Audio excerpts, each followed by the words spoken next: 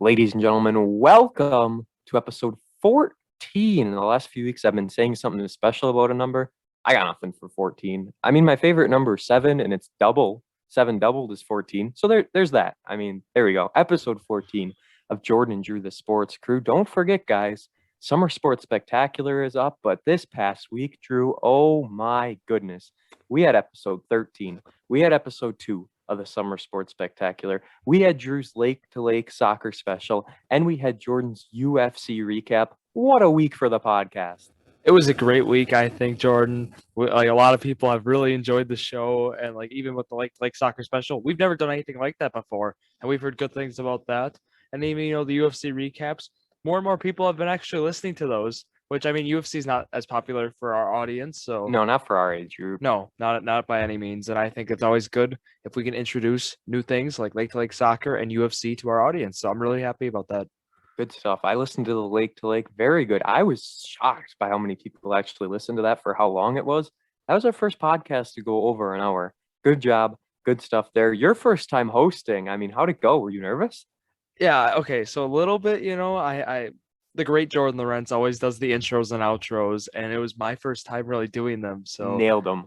I appreciate it, Jordan. I really tried to do the perfect podcast for you. And I think I nailed that. And I'm I happy agree. with how it went. I'm very I happy agree. with how it went. I just emailed a place in Two Rivers about our shirts too, guys. We're trying. We're trying really hard to get these shirts to come to you. And perfect will indeed be in all capital letters on the back because that's what I enunciate, and that's how it is. I had no clue it was co-ed, the Lake to Lake soccer. I had no idea about that. So I was learning new things left and right. Very sad that your soccer career has come to an end. So listen to that episode. Tons of good stuff with a surprise guest that you won't want to miss. It was a lengthy one, but even if you listen to it in like 2 sessions, that's what I did. I listened on my lunch break and I listened while I cut the lawn.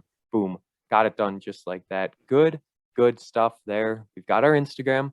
We're still working towards those 50 followers. We got to get there. And then I will release the full schedule of the Summer Sports Spectacular. Every single episode, you will know what is coming up. That way you can watch all the games and prepare. Episode 3 is up this coming Wednesday, just 2 days away.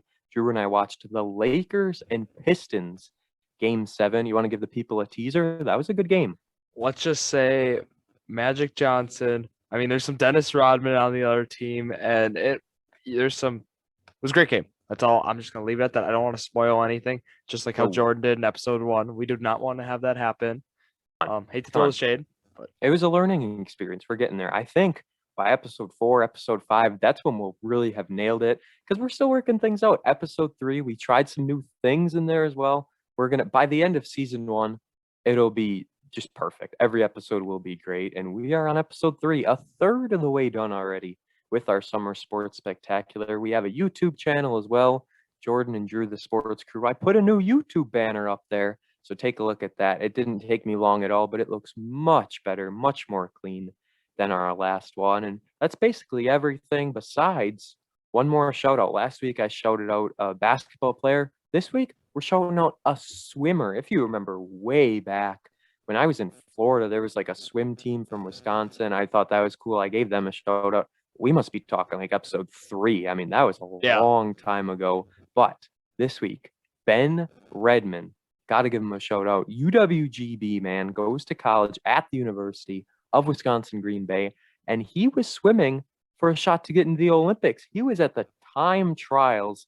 That blew my mind. Good job, Ben. I don't know him personally, but maybe I will. I honestly don't even know what grade he's in, but I just saw that and was blown away. Fantastic stuff, Ben. Good job. Let's get into the stats of the week. Pitcher heavy stats of the week. So we'll start with the baseball ones. Jacob deGrom. Drew, you sent me this tweet. A bad ERA plus is 75. An average ERA plus is 100. A good ERA plus is 125. Can you tell the people what Jacob deGrom's ERA plus is? So what Jacob deGrom did, his ERA plus was 6.26, and he might be having the best year for a pitcher ever historically right now. Ever. And baseball has been going on since 1869. And what ERA plus stands for, just want to clarify for the audience, it is adjusted ERA and it's what it does. It adjusts the pitcher's earned run average according to the pitcher's ballpark. So like and that's actually very important because like each ballpark has different dimensions as we know, and then like Coors Field has the altitude, and takes all these factors and it puts it together, and it just spews out a number. And Jacob deGrom has I don't even know how to explain it. It is mind blowing, his ERA plus. Yeah, more than an outlier, if for sure. I mean, this dude is insane. I don't know, people saying he might be on something or doing something to the ball. I don't know. I can't say, but he has 2 stats of the week. I think Woodruff had 2 one time, but otherwise, this is basically a record. Jake DeGrom has the lowest ERA, 0.56 in MLB history through 10 starts. So this dude is allowing basically half an earned run a game. Just unbelievably low numbers. Never seen anything like this. I mean, you're seeing guys with like 8 ERAs sometime because they're in like as a reliever role. They give up a few runs here and there. Their numbers are high. 0.56. Do you have anything to say about Jacob deGrom and what he's doing? I think we covered it all. Right now, for me, he's the MVP of the NL, the Cy Young of the NL, the All-Star starter in the NL, of course. And I think, yeah, I mean, he's going to get the pitching triple crown, hopefully, too. But we'll see. Unless he has like a terrible second half for some reason. It's tough competition for guys like Woodruff, Peralta, Burns. They're stuck with Jacob deGrom as the undoubtable number 1. But Woodruff's getting some high praise as well, which is good to see. We'll talk about him in our Brewers segment. And here's a stat on Freddie Peralta. So a rain delay ended his start. This was on Thursday's afternoon game at Cincinnati. He had 6 Ks in that game, but it ended his streak of 7 or more strikeouts to begin a season. 11 starts for Peralta. This is now tied 3rd longest streak in MLB history. Number 2, Shane Bieber, who had 12 starts with 7 or more strikeouts. And then Randy Johnson he did this 2 different times where he had 15 starts with 7 or more strikeouts. Unbelievable. But that ends baseball. Now for basketball, if you saw game 3 of the Bucks and Nets, Clay was there, the Bucks believer. He saw this. Giannis and Chris Middleton. It was the Giannis and Chris Middleton show. There's no other way to put it. Those two made up for 79% of the Bucks' points in game 3, the most by a duo in NBA playoff history. We'll talk Bucks coming up in that our weekly sports talk segment. It's stacked this week. We've got a lot of good things to discuss. And on this day, we got a theme for it this week. But first, Drew, I had to put in this honorable mention. In 1966, Miami beat St. Petersburg 4-3 in 29 innings, the longest uninterrupted game in organized baseball history. We talk about lengths for baseball, 10, 12 hours. How long do you think this went? It had to have been. Well, if we think about it, it's a little over 3 games that they played, and if you think 3 9 games is going to be maybe like every game, every 9 innings, like 3 hours. So roughly, yeah. Yeah, you could say 3.5, 3 hours. So you could say like this could be a 9-hour game potentially, maybe more. Yeah, 10, probably longer at that point. Uninterrupted too. We have to just say it's not like they stopped after 21 innings and they're like, all right, we'll start again tomorrow. Uninterrupted. Imagine if this was a night game. Oh my God. They started at 7 p.m., ended at like 7 a.m. or something. There had to be not a single person left in that ballpark. 4-3. How can you not hit off position players when it's that late in the game? We're just going to end it and move to basketball. This is a stacked on this day, and I think you'll notice a theme. On this day in 1987, so this is the year before the game we do on Wednesday for the Summer Sports Spectacular, the 41st NBA championship. Lakers beat the Celtics 4-2. Talk about a rivalry. Lakers and Celtics, that's up there. On this day in 1990, so this is 2 years after the game we're doing on Wednesday, the NBA Finals, the defending champion Detroit Pistons beat the Trailblazers 92-90 in Game 5 for back-to-back titles. Important to note, Lakers won back-to-back, 87-88. Pistons won back-to-back, 89 and 90. The Bulls win back-to-back in 91 and 92. 92 finals. Bulls beat the Trailblazers, 97-93. Michael Jordan wins the MVP for the 2nd straight year. We talk about Jordan, how he was just 24 years old at the time of the 88 NBA Finals. I mean, we're getting to prime Michael Jordan there. On this day in 1995, the 49th NBA championship, the Rockets sweep the Magic in 4 games. Let's go to 88 now, the finals. The Bulls beat the Jazz 87-86 in Game 6 for their 3rd consecutive title and 6th in 8 seasons. Michael Jordan's 3rd straight year being the MVP and 6th time overall. Michael Jordan, one of the best, undoubtedly. But we got 2 more on this day. In 2007, the NBA Finals, the Spurs edge the Cavaliers 83-82. Some low-scoring games in here. Yeah, wow. Like the Bucks and Nets Game 3, that was like the same score as these were. I mean, 87-86, 83-82. Bucks and Nets, that was 86-83. So just, wow, unbelievable. And Tony Parker was the man winning the MVP in 07. How about him? Finally, on this day in 2009, the Lakers beat the Magic 99-86 in Game 5 for the 15th championship for the Lakers. Kobe Bryant, MVP. I felt that was a very fitting way to end this on this day. Any comments on any of these games, or you just want to get right into this weekly sports talk? Yeah, I think let's just get right into the sports talk. Got some good things today. Yeah, it's absolutely stacked. We've got so much to talk about, and let's start with football. I always like to stay in themes and put things together. College football, right? We've talked about it before. Blah, blah, blah, blah, whatever. College football playoffs, what are they doing? And now it seems like we're actually getting closer to this 12-team playoff becoming a reality, which I absolutely hate. And right now we know that in the first proposal, they're going to propose that the 6 highest ranked conference champions make it in. And then there is 6 at-large teams. And with 12 teams, we wonder, how's it going to work with like a tournament, all that. So the 4 highest ranked champions get a first round bye. I mean, obviously the bye would have to go because then they would have 8 and they could play 4 games.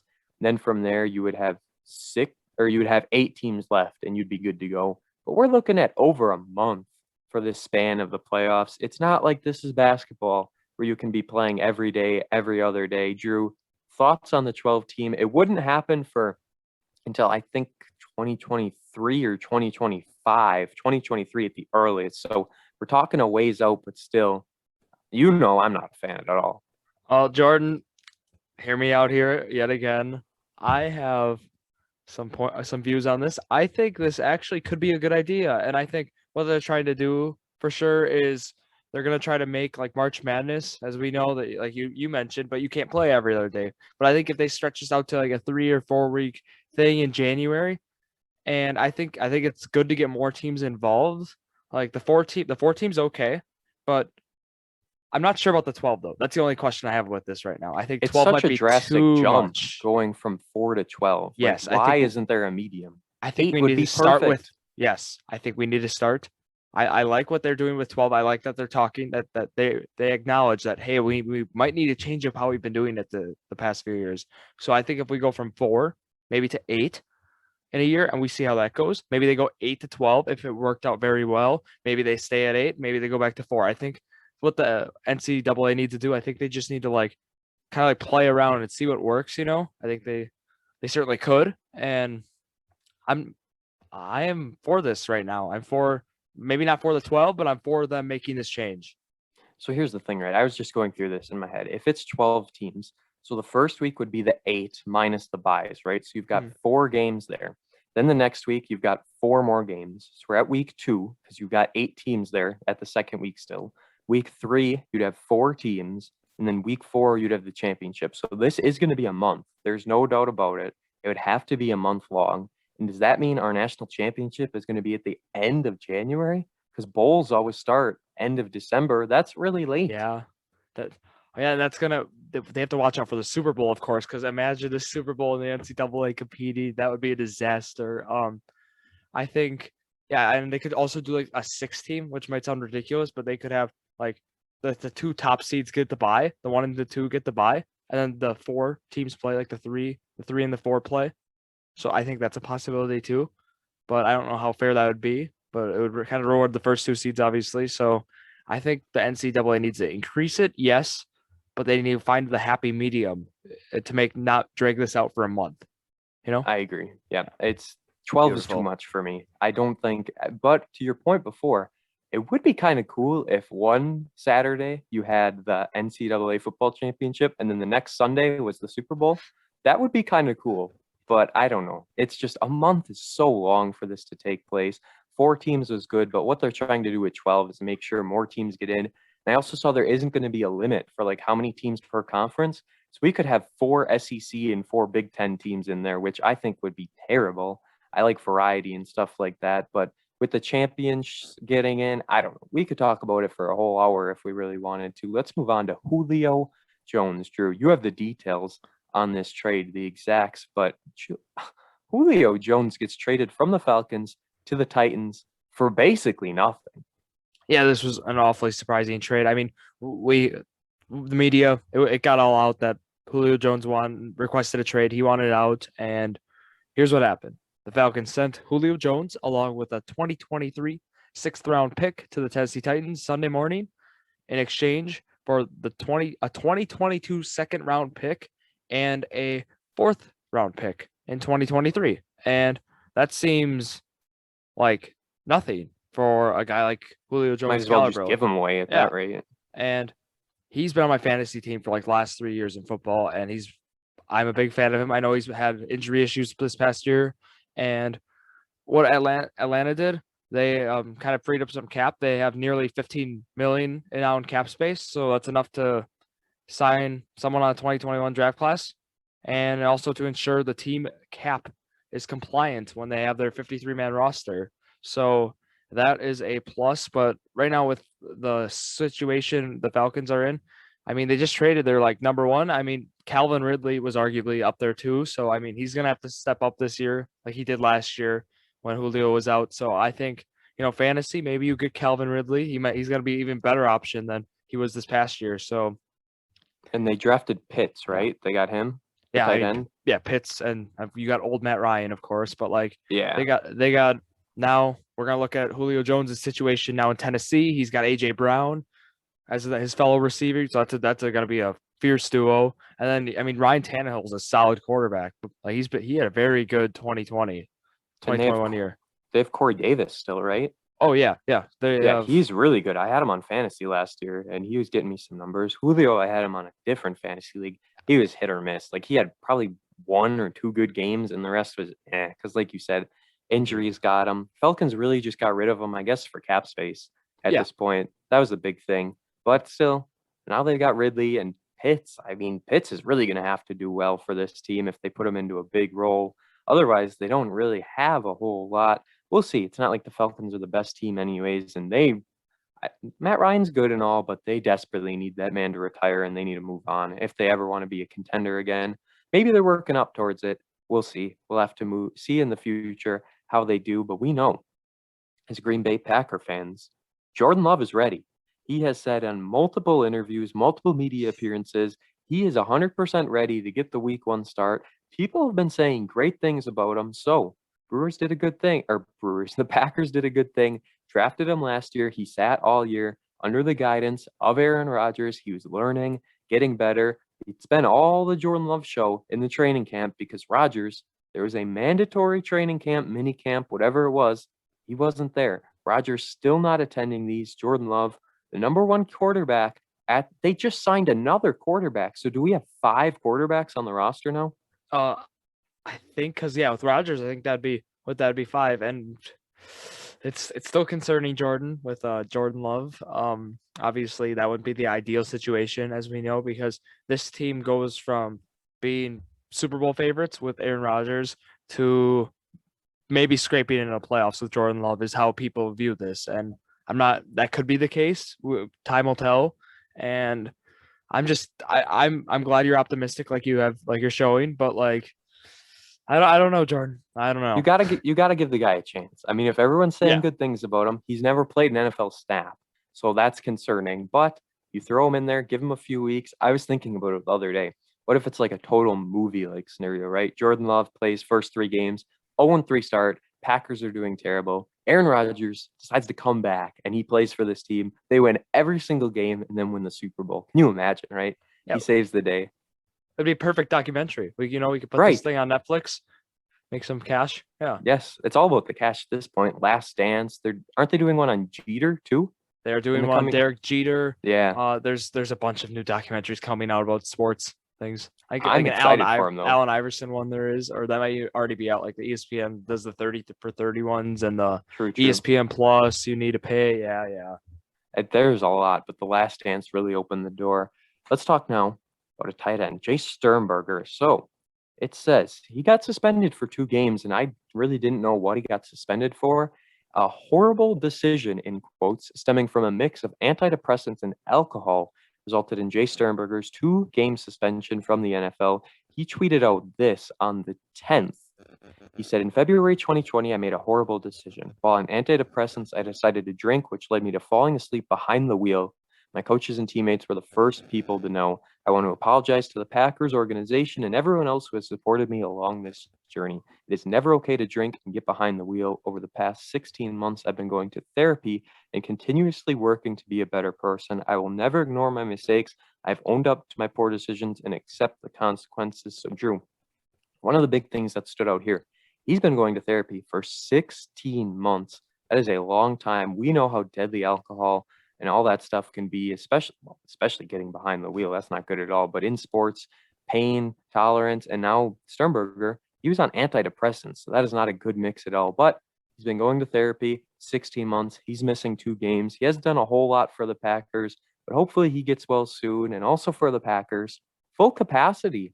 They are going this year, 2021-2022 season, full capacity. I have never been to a Packer game. I don't know if you know that or What? not. Never. No way. Not once. I was at family night like years ago. Oh yeah, that's always great fun. I really want to go to that Christmas Day game so I can see my boy Baker Mayfield play at the Packers. It's going to be cold, but full capacity. That's a great sign, right? Yeah, and I'm looking forward to having the thunderous crowd back at Lambeau. That's always great to hear on the broadcast. And I've actually been to one Packer game, Jordan. It was probably 9 years ago already, but I've made it to a game. I can say I've been there. I've had the Lambeau experience in the 20-degree weather, maybe even colder in snow. It's one of those games, and That's the worst part about football games. Yeah. The season is, well, I mean, in Green Bay, obviously, in Wisconsin. Other places, it's fine. I mean, if you go to a Cardinals game, you're perfect temperature, but here, Green Bay, not good at all. They do have the heated field, which I think is really, really nice. That's it for Packers. Let's move NHL real quick. I just have to say that, Drew, what happened to your Boston Bruins? they were not. It was a fluke year. They'll be back next year. They're gonna win it Okay. all. I'm choosing them next year too. In All Boston, right. we trust for the Bruins. Hey, I always loved my Boston teams, but I have to say, for our standings, we did the NHL bracket. We filled it out. I have 113 points. You have 56 points. Points remaining. I have 313 possible points remaining. You have 56. So I think 56 plus 56, that's 112. I have 113. I already got the dub. Guaranteed dub in the semifinals. Thank you. Thank you. My Stanley Cup is still alive. I had Vegas and Tampa in the finals. Those 2 teams are still in it. I said Tampa's been going to go back to back from the start, and I love Vegas. The problem here, I don't know if people were sleeping on Vegas or too high on Colorado. Colorado had a 2-0 lead over Vegas. Vegas won the next 4 to win the series. So that was huge for the Golden Knights.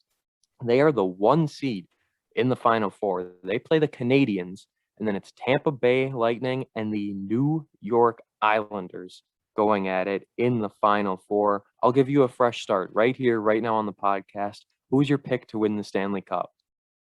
I'm gonna go with the loss. I gotta go with Vegas here. And Okay, good- the reason good being pick. is because you said Tampa is gonna win it all, and I want to choose the opposite of what you say. I do. I love Vegas, first of all. They are my second favorite team. I switched over to my Golden Knights lanyard when they were down 2-0, and they won 4 straight. So I'm just saying, It's you. the lanyard might be good luck. I take credit for them winning the series. Great series at that. Let's talk about another series. The Bucks. The Milwaukee Bucks won Game 3 of the series against the Nets. Game 4 took place yesterday, so we don't know what happened in Game 4, but Game 3 was a low-scoring affair dominated by Giannis and Chris Middleton on DraftKings. I entered a dollar pool and I won a buck 50. I won 50 cents. So that was beautiful. My DraftKings money is going through the roof. Absolutely love it. Bucks win 86-83. Looking at the box score, 35 points, 15 rebounds for Chris Middleton, 33 points, 14 rebounds for Giannis. Giannis was 14 of 31 from the field. I don't think you watched all of this game, but Giannis kept throwing up threes. I don't know why he does it. No, and yeah, and we could see at the end of the game that like they start taking the ball, I'd say, out of his hands, and they would instead set up like Middleton or Drew, and I think that's gonna be the way to go in the future because sometimes Giannis, like during crucial moments in games, he just chucks up some shots. It's poor shot selection for him some at times. And yeah, he shot 14 for 31, 1 for 8 from 3, and those really aren't great numbers. But again, it's Giannis. He's one of the best players in the league. So of course you're gonna still give him the ball. He's still gonna play as more of an off-ball player. I think like if he plays more of like an off-ball player at the end of the game, I think that would be a plus for this team because him going off screens, maybe around a pick and roll with him and Middleton, I think that'd be a plus for this team. Use him differently offensively instead of just having him ISO and chuck up some difficult mid-range or long-range shot that for him, his sake, it might not, probably not gonna go in.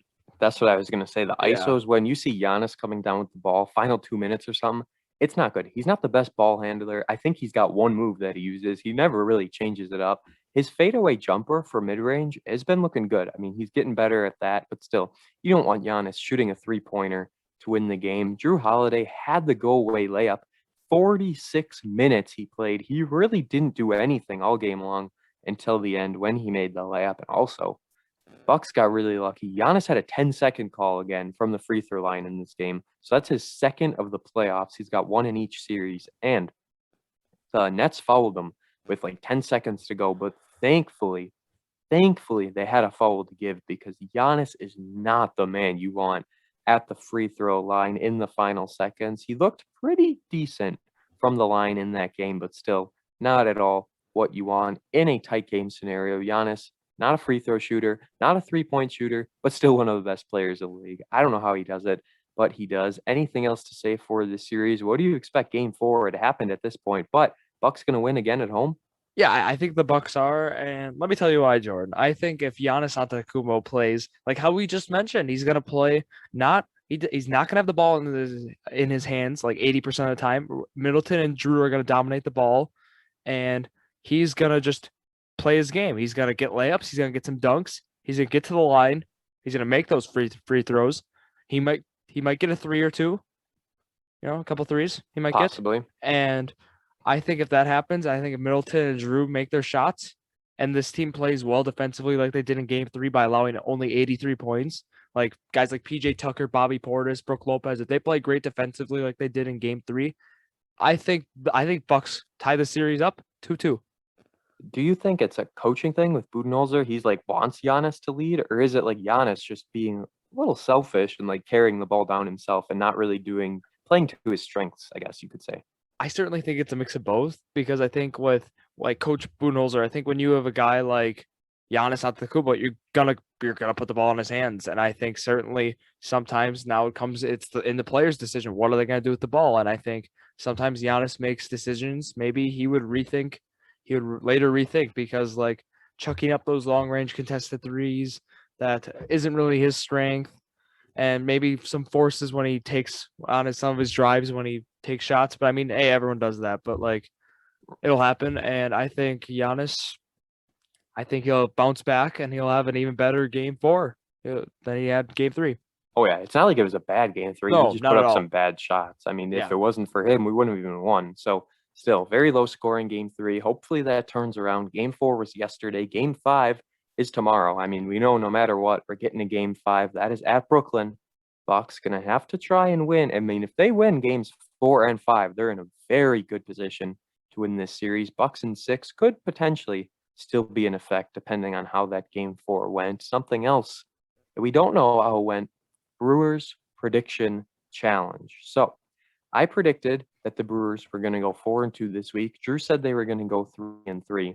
And at this point of recording on Saturday afternoon, before the Saturday game, if the Brewers somehow lose on both Saturday and Sunday, Drew will win back-to-back weeks of the prediction challenge. It would then be 5-3. But I don't see a scenario where the Brewers lose both Saturday and Sunday. We'll know by now. If you're on Instagram, I mean, last week, oh yeah, I guess we could mention last Sunday I went to the Brewers game. Corbin Burns, career high 13 strikeouts, 2-0 win. Both the two were solo homers. So I mean, not the most exciting game in the world, but great to see Corbin Burns doing extremely, extremely well. Brandon Woodruff just had a heck of an outing the other day as well. And if I saw right, he had an RBI. Is that right?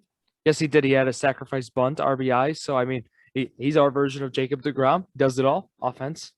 Offensively, it's a pitching. Yeah. Yeah, he is our DeGrom. Just no one is DeGrom though at this stage. I mean, he is unlike no other. So far for the week, the 4 Brewer games we know, they won 5-1 over the Reds. Then they lost 7-3. Not a good game at all, that one. But they rebounded well. 7-2 win. That was the one with the rain delay. Brewers had a really strong second half. And then Friday, beat the Pirates 7-4. Pirates could not pitch at all in that game. I turned it on in the bottom of the 7th. I think they said 11 Brewer at-bats in the bottom of the inning. I'm not even kidding. I think there was 7 walks. Like, the Pirates could not pitch at all. They couldn't hit anything in their zone. Yelich had a 2 RBI double, which is very good to see. He's coming out very, very well. What should we discuss first? The Shaw injury, the games from the week, or potential all-stars? Let's go. Let's talk about Travis Shaw. And I think that's a kind of a sad loss for this team. I mean, when Travis Shaw gets placed on a 60-day IL for, was it a dislocated shoulder? Correct. Yeah. And I think that's it's a loss for the team. I mean, Shaw's been kind of up and down recently. He had that really hot April, led the team in RBIs. Opening day, he saved the day. Yes, he did, and that's why I think it's going to be a bummer not having him. But I think this certainly is good opportunity because now we have like guys like Luis Urias who's going to play at third. Maybe David Robertson's going to play a little bit.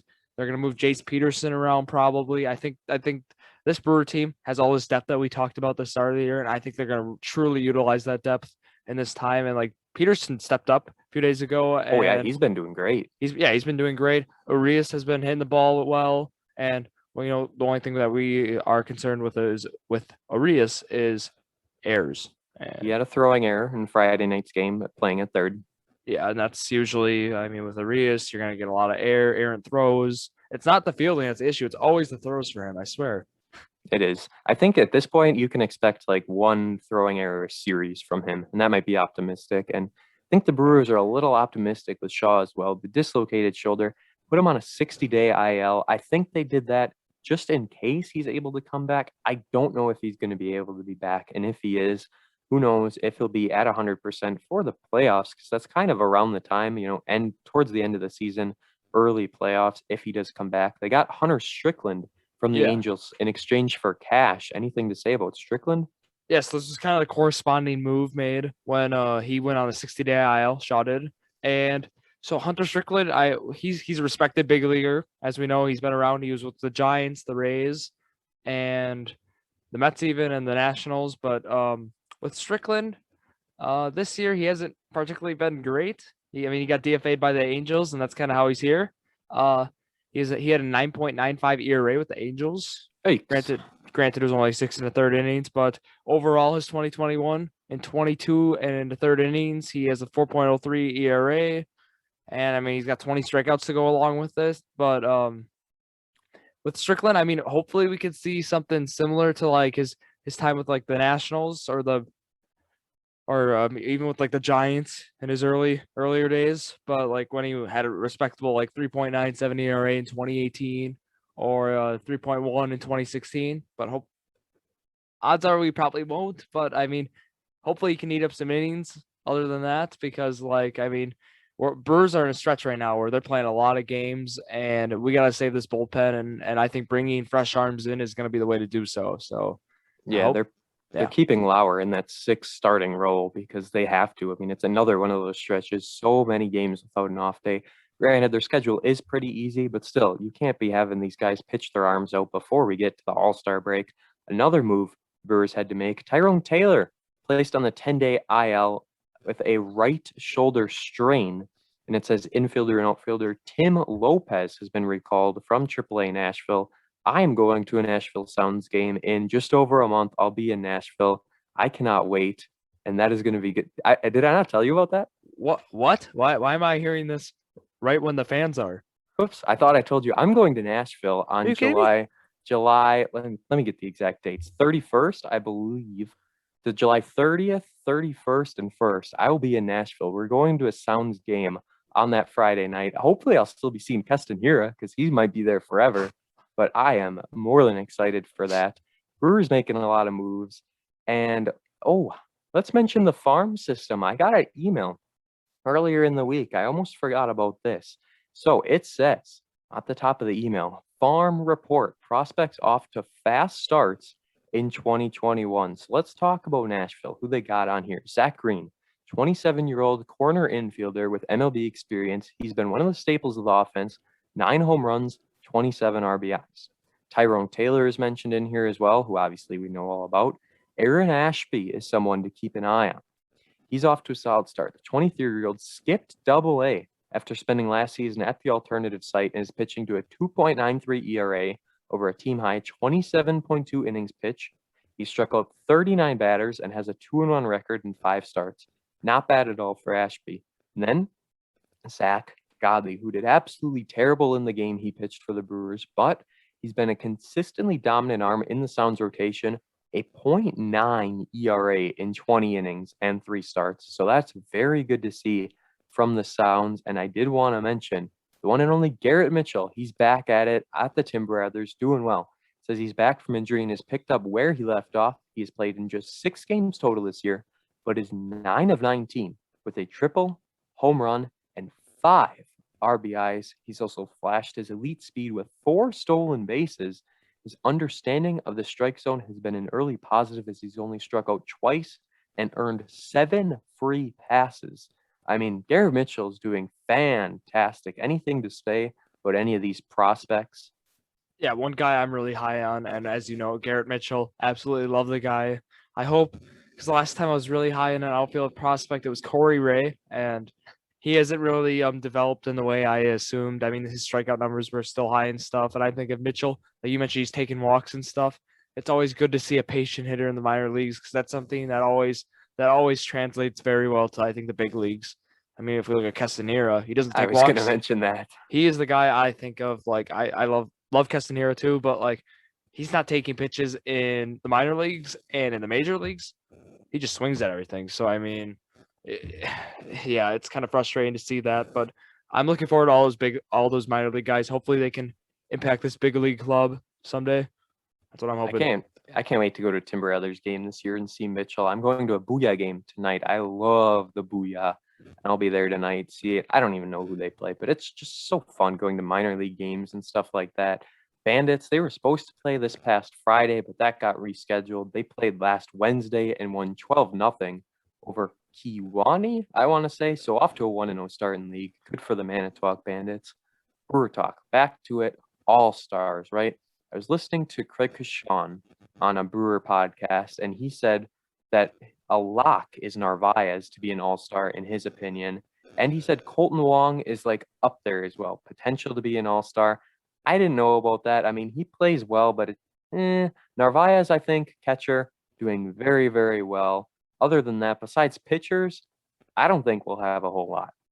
So what I think is the case here for the All-Star games, I think Narvaez is a lock. I don't think he's going to start. I think they're going to get the fans because I know it's like fan voting and like, you know, how they do the starters. I think Buster Posey, I think, is gonna get the lock. He's been phenomenal this year. He's played a lot of games, and I don't know. He's just put together a really, really good year for the first time. Like this is like for the first time in a few years, and Yeah, it's been a long time. yeah. And then I think for the Brewers, other than like you mentioned, that's probably gonna be the only offensive player we get, and then or the batter, yeah. Unless the fans vote Yelich for whatever reason. I mean, he doesn't really deserve it at all, but it's fan voting, so I don't know. Yeah, and I think Narvaez though. I think he's been the best hitter so far this year for this team and most consistent for sure. And then we're gonna go for the pitching. You say, I say, the issue then is like every team usually gets an all-star, like the reserves. So the issue is obviously DeGrom's going to start the game, but I think for sure you pick 2 of 3. I think so. You have Woodruff, or well, I mean for sure Hader too. So Hader's a lot too for me. But that you pick 2 of 3 then for these guys. Woodruff, which you would assume is a lock. I would have to say Burns, which you would hope they would pick, and Freddie Peralta. I think there's a chance that Freddie Peralta gets snubbed is what's going to happen. Correct. I don't think there's a chance at all Brewers get 3 starting pitchers in the rotation. Yeah, I'm thinking it's going to be Woodruff, Burns, Hader, Narvaez. So that's 4, right? Did I hit them all? Yeah, that is 4. That's a good group, though. I think that's a great group, and I think right now, I mean, we're looking at June 14th, so I mean, like that's a month away. So I'm thinking if these guys stay consistent, I mean, Burns right now it looks like he's like if you look at win and loss, he's 3-4, but he has a 1.97 ERA. So like, obviously the wins and losses are so misleading. But I think these guys, the guys that we mentioned, I think they deserve to be in Colorado come July for the All-Star game, and I'm looking forward to it. Certainly going to be interesting to see what happens with the Brewers. Colton Wong's good, but is he that good? No, Kashawn, that's a stretch, man. Yeah, I know. Defensively, he's been doing very well, but offensively, numbers are they're up. I just don't think he's going to be an all-star. I can't wait for the all-star game. It's going to be normal again for finally get a normal all-star game with fans. Home run derby. I haven't watched the home run derby in years. Is that something you pay attention to? I love it. They always do the bracket challenge, and I always do brackets with my friends for the home run derby on the MLB thing, and we love home runs. So, and we do we do it for fun. I feel like they change the format of the home run derby like every other year. Like one year I'll be watching. I like the time. The time thing isn't that how they do it? Like you're timed, and then it's how many home runs you hit. And there's a distant bonus. They're like, well, if you hit it like 2 above, is there really? If you hit 2 above 450 or something, you get extra time, which I actually like because it encourages the players to hit the ball farther. And at Coors, we know the ball flies. We could see a home run 500 feet this year. Is Ohtani going to be in the home run derby? He better be. There's some concern I know with him. Like he has a concern of it messing up his swing. That's usually the whole home run derby thing, like why players don't do it. So I don't think we're going to see Ohtani, but I hope we see. I don't know. I hope we see guys like that who've been just absolutely raking. Like maybe like guys like Acuna, that'd be cool to see him. Adolis Garcia, that'd be cool to see him. He's been great this year for the Rangers. And yeah, that'd be fun. I will 100% watch the home run derby if Ohtani is in it. He just hit a 470, I said yard when I was talking about a home run one of the other weeks. He hit a 470-foot bomb. I don't remember when that was, but that was earlier this week. Tremendous. What the dude is doing. Unreal. That's it for Brewers. We look ahead to this week, right? Brewers are playing all 7 games. There's no off day in sight. Another series against the Reds. This is like when they played the Cubs earlier in the year, like back to back to back. So 7-10, 7-10, and then a 1-10 game against the Reds. Then it's 7-40, 7-40, 8-40, and 2-10 against the Rockies. Rockies are a terrible team, 25-39. I am going to go first, and I am going to go 5-2 for the Brewers this week. I think they stay hot, and if they don't do well against the Rockies, then we've got something to worry about. Yeah, and I agree, and I obviously can't go 5-2 as well. That's what I was gonna do. I'm glad I took it from you. I'll be at the game tomorrow, June 15th. I'll be there. They gotta win that night. They gotta win for me. And I'm gonna say this team. You chose 5-2. Oof. Correct. So here's your options, right? You'd have to either take 4-3, which means they still are over 500, or you go bold and take 6-1. Okay, and the Reds. I mean, we've handled the Reds very nicely this year in the Rockies. I'm gonna go bold, Jordan, and I'm a man of going bold. I love going bold. 6-1. Here we go, and let me tell you what games they lose, which is only 1. Yeah, 1. What game? They are losing Wednesday, but they are winning Monday, Tuesday, Thursday. They're gonna 4-game sweep the Rockies like no tomorrow at Coors. This offense has been so electric lately with home runs. Put them in a ballpark like Coors. I don't know. I just think this offense is gonna have a big week. And I mean, they're facing the Reds. They're facing Gutierrez and Luis Castillo, and they've done fairly well against them so far this year. So I think, I mean, I don't see why they don't win those games. But again, granted, it's baseball; anything can happen. Um, We and should then see Kane and Wong back this week, yeah, right? Or yeah, Kane's back this week. I'm not sure officially if Wong's coming back this week. He should be though. you would think towards the end of the week. I Yeah, don't, unless like certainly. something really bad's happening, but I don't think it is. So that's a big addition. Vogelbach's been hitting dingers lately. I mean, that dude's swinging. He's doing well. Yelich, I'm sure he could hit one at Coors. Then you've got Garcia, who's amazing. Narvaez, who's great. Keep him in the lineup, and it's good stuff all around. JBJ hits homers too, so he could get a few. I mean, that's basically it. Anything else for the Brewers? Yeah, and I forgot to mention another guy. I felt sorry. I apologize to Pablo Reyes, the third baseman, who's also going to see some time. We mentioned Luis Arias. Maybe they throw Jace Peterson there, but also Pablo Reyes. I mean, he's been up on the team a little bit, and I think, I mean, he's had some good games himself. So I think he'll be the replacement for a bit too. So we hope he does well. That's all I got. The infield is insane. How many moves they've had to make when you've got Shaw, Reyes, Urias, Adames, Wong, Vogelbach, Hira. They had Arcia at the start of the year. I mean, the amount of Peterson as well, the amount of moves that have been made in this infield, but they're winning games, and that's all that matters. Hopefully they stay hot this week. It's time for some trivia. So Drew is coming off a 3 of 5 last week on the NBA MVP winners, and this week is Grab Bag. So Grab Bag was last in season 1 of trivia, and Grab Bag is all about arenas this time around, and you know us. So of course I chose Wisconsin arenas. Let's get right to it. You actually get options on all of them. So every question is about an arena and a year. You get 3 options for each one. So this, as long as you use your brain, should be a good week for you. First question. The BMO Harris Bradley Center opened in what year? It was the 19. Okay, it was like 1988, 1989. It was Yeah, like I didn't even give you options yet, and you already got it right.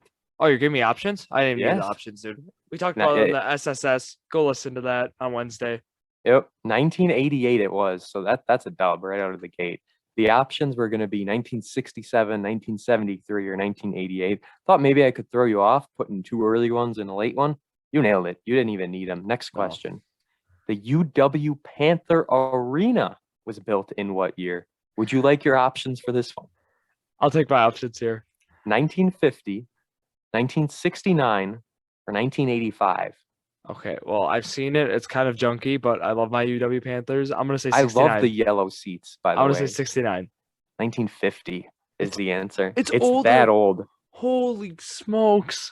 But they have Patrick Baldwin Jr., so it's okay. Yes, that's going to be electric next year at the Panther Arena. 1969. That is incorrect. You're one of 2 to start. Next question. I had to change this one because remember in the last trivia, we did something on Lambeau Field. This is before Lambeau Field. The Packers played at City Stadium. When was the first year the Packers played at City Stadium? 1921, 1925, or 1932? 1925. Correct. Got it. That is, we're going way back, almost 100 years at this point. Next up, my favorite arena in the entire world because I've been there so many times, the Resch Center. The Resch Center opened in what year? 1992, 1999, or 2002? What was the second option here? 1999.